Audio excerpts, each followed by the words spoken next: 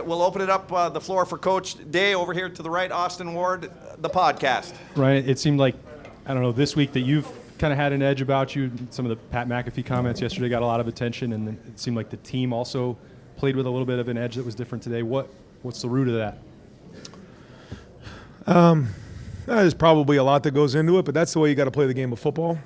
That's the mentality that we have to have, and we know that we want to be playing our best football. We also know what was at stake. You don't win this game, you have no chance to go to Indianapolis and play in the Big Ten championship, and that's real. And we've had that approach here for a few weeks now, or more than that. And I got to say, I thought the crowd was awesome.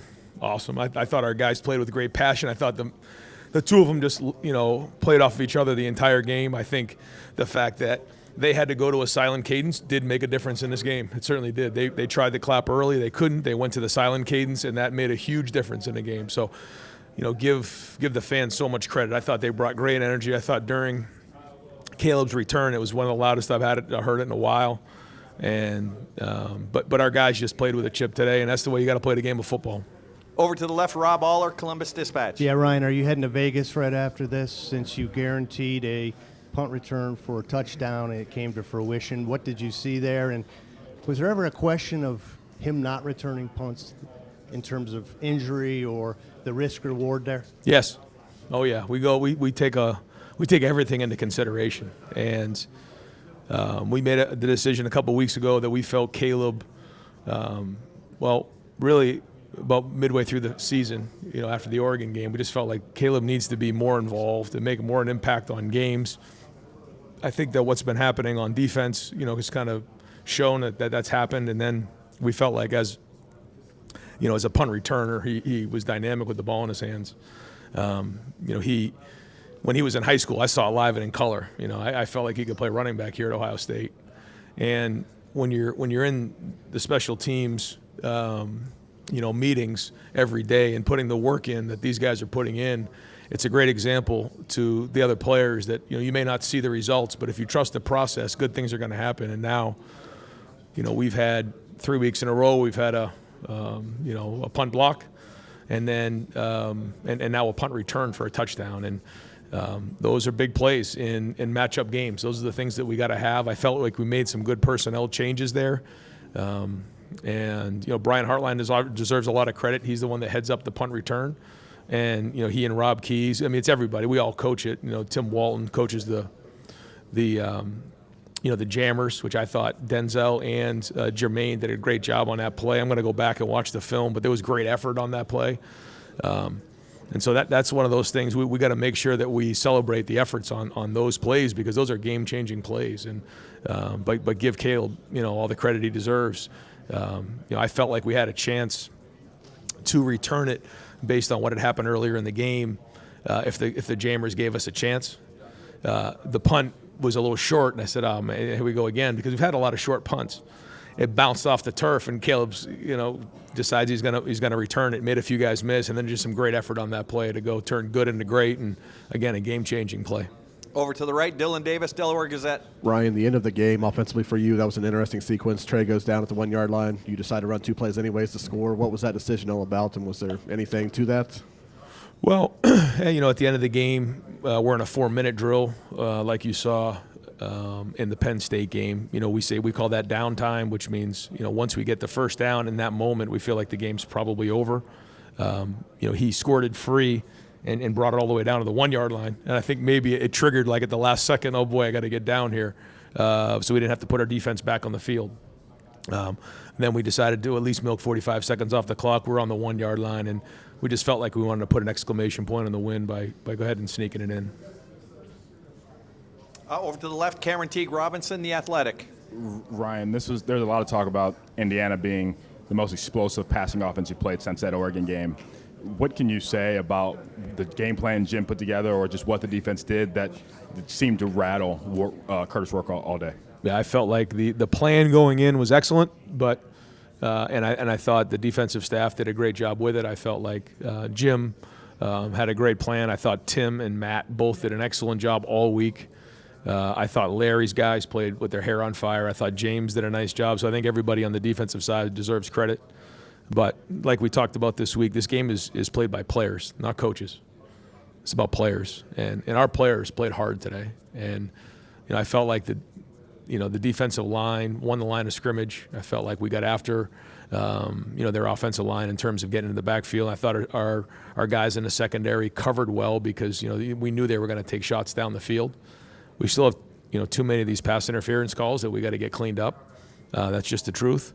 But and I thought the linebackers, at least it looked like on film, were timing up the blitzes really well and getting into the backfield. Over to the right, Stephen Means, Cleveland.com. Right, I know you want to celebrate a win like this as much as possible, second top 5 win of the season, but now comes the game that a lot of the people on this roster came back for, including some guys in this room. How do you quickly make that turnaround and get ready for the Michigan game next week? Yeah, well, it's just that. We know we need to at least celebrate and enjoy the win, but it's not going to be a late night. We all need to get to bed. We need to get our rest. We need to enjoy it. You can't just have a top 5 win like this and just move on. The minute it hit 000 on that clock, it was on to the team up north, on to the rivalry game. We know what's coming and how important this week is for everybody in the state of Ohio and Buckeye Nation, and most importantly our team and our obligation to play really well next week and win that game. But we also need to make sure we take a deep breath and recognize the things that happened today. We'll do that tomorrow during our champions meeting, celebrate the guys who played really well, and then move on because, it's easy just to move on, but there's a lot of work that gets put into a win like this, and it's a top 5 win. So we'll get some good rest tonight, make sure we get to bed early, and then we'll wake up tomorrow and make sure we get back to work.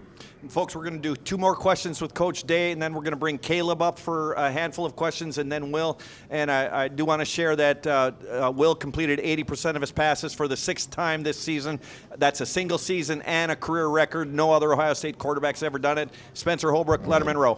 Yeah, on that subject, Ryan, Will start, I think he was 14 of 14 and was really seeming to spin it. What are you seeing from him in his preparation that makes him get off to these starts, whether it's early in the season 10 for 10, I think he's had 3 or 4 of those, and then today 14 of 14. What do you see from that makes him so good early? I think Buckeye Nation has now seen after 11 games, this guy is a winner. He's tough. He cares about his teammates. He's a leader. There was a tough spot this week when we lost Seth in practice, and he, along with the offensive line, Donnie and Josh, really just raised the spirits of everybody, and that's hard to do when you lose somebody who makes such an impact like Seth. But he's got great resilience, great toughness. He's the heart and soul of our team. But there's more to it than just Will. We look at the way Travion ran today. I thought Travion played his tail off today. How hard he ran, how physical he ran.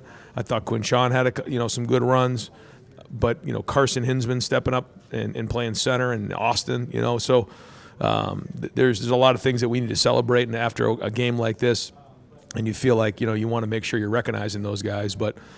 Like somebody said, it's going to be on to the next game quickly, and we got to learn from it, keep growing, because there is some things coming out of this game that I wasn't very happy with. Especially the way we're down in the red zone, don't get in early on.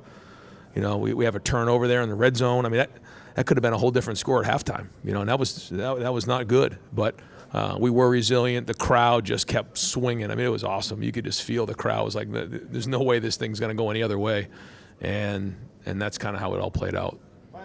Coach Day, Bill Rabinowitz, Columbus Dispatch. You just kind of talked about it a little bit, but a major storyline was the offensive line coming into this game. How do you think it held up? Run game was spotty, but no sacks, against Will. Yeah, well, when you look at the number of plays, they were huddling, we were huddling. We ended up with 55 plays on a short field.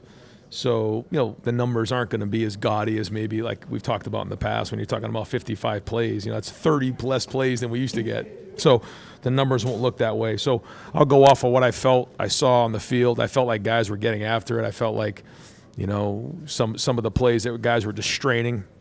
And this style of defense, there is people moving every play and shifting and changing the fronts. And there were times where there were free guys in a hole, and I thought our running backs ran downhill, but the game plan was that, there might be a couple free guys, near the line of scrimmage, but we were going to come off the ball and not play hesitant trying to figure all that out. I think they played hard, and I thought they protected well when Will was in pass protection.